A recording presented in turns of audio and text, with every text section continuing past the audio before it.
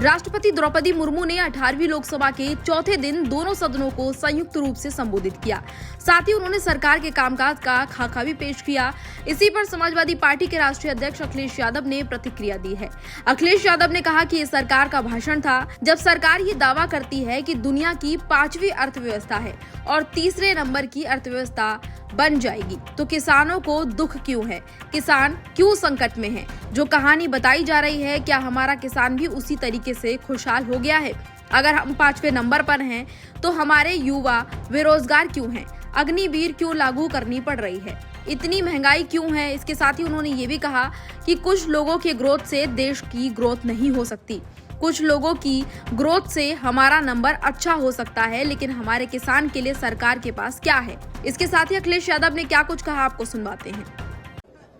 सरकार का भाषण था और जब सरकार ये दावा करती है कि दुनिया की 5वीं अर्थव्यवस्था और तीसरे नंबर की अर्थव्यवस्था बन जाएगी, तो किसान क्यों दुखी है, किसान क्यों संकट में है?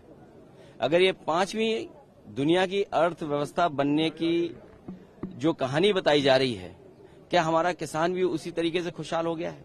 और फिर अगर 5वें नंबर की हमारी अर्थव्यवस्था है, तो इतने बड़े पैमाने पर नौजवान बेरोजगार क्यों हैं, नौकरी क्यों नहीं उनके हाथ में?